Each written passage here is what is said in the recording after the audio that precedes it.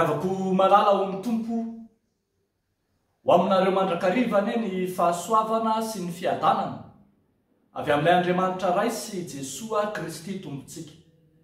Amen. Zay manam-paharetana no manana ny fiainana. Zay manam-paharetana no manana ny fiainana. Zany no asongadiny nofinainantsika anio. Ao amin'ny filazantsara araka amin'ny Luka 2:20 ny andininy 2:20 hatramin'ny 7:20. Zay manam-paharetana no manana ny fiainana.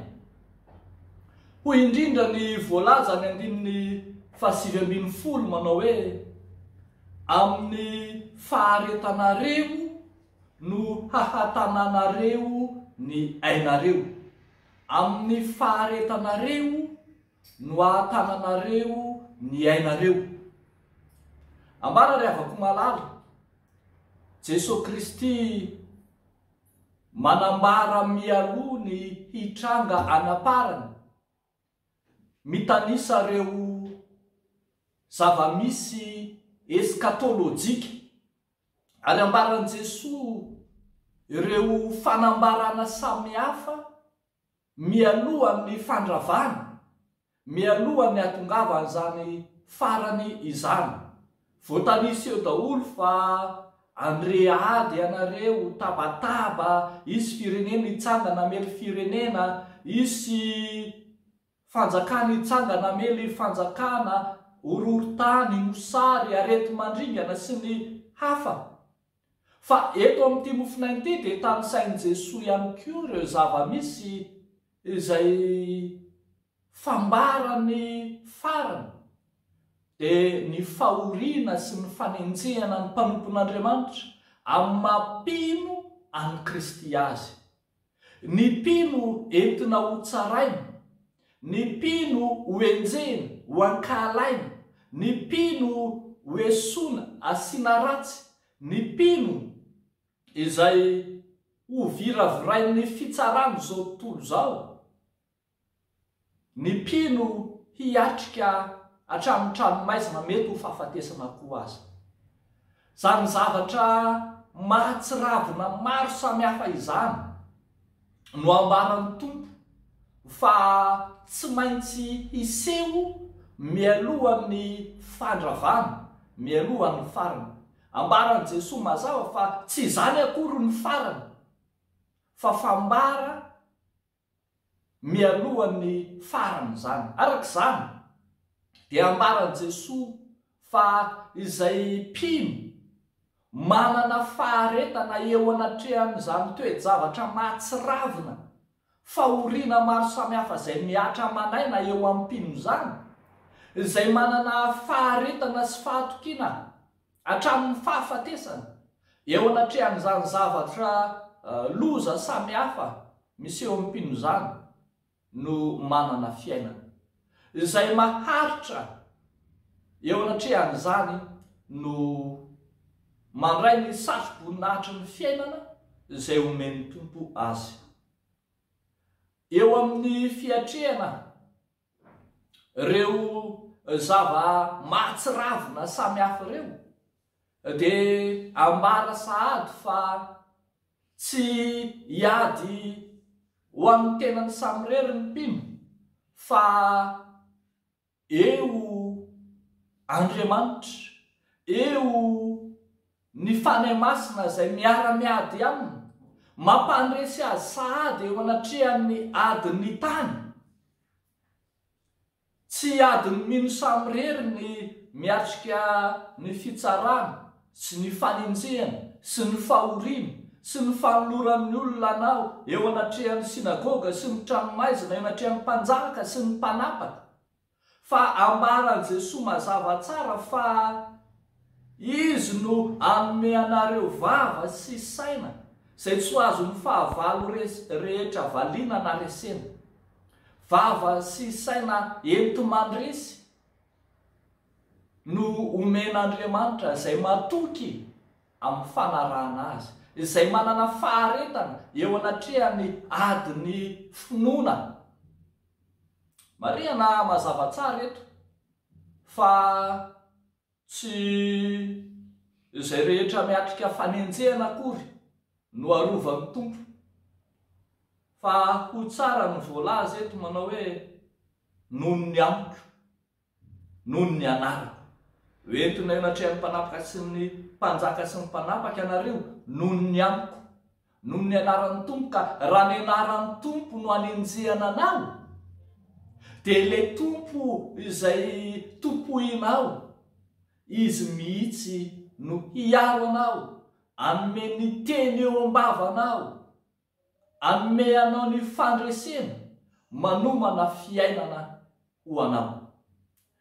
Eo amin'ilay adiny finoana dia efa ataon'ny tompo mpandresy sahady ny mpino, fa ratrizay aza dia omen'ny tompo sy anomanan'ny tompo fiainana tsara lavitra ny fiainana mandrakizay izy ireo.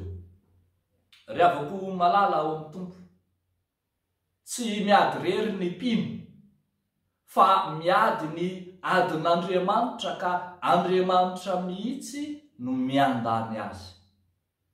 Ndeha arisika ry havako, ndeha isika raha mino, raha matoky fa Andriamanitra no miady ho antsika, andeha isika atoky an'Andriamanitra, ka tsy hiova, tsy hivadika, tsy hiemotra amin'ny finoana.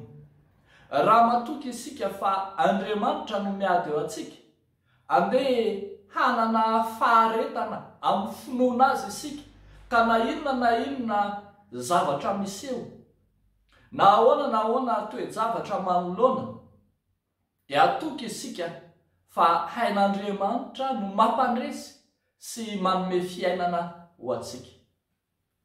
Eo anatrehany fanenjehana samihafa mahazo ny mpino matetika,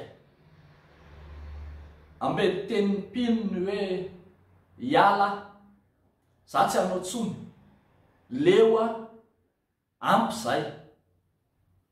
Ry havako malala ao amin'ny tompo, ao amin'ny izay faharetanareo no ahatananareo ny ainareo. Raha ny ady ny fiainana eto an-tany aza tsy vitanareo no miaritra ny fandresena, ahoana no ahafanareo andova ny fandresena ao amin'ny tompo ratrizay? Banjiny ry havako Jesosy Kristy ilay naharitra teny amin'ny hazo fijaliana, mafy raha mafy ny nahazo ny tompo. Fa nisy fotoana miteny mihitsy ny tompo hoe raha eo raha azo atao esory amiko ity kapoka ity, nefa aoka tsy ny sitrapoko no atao fanenao.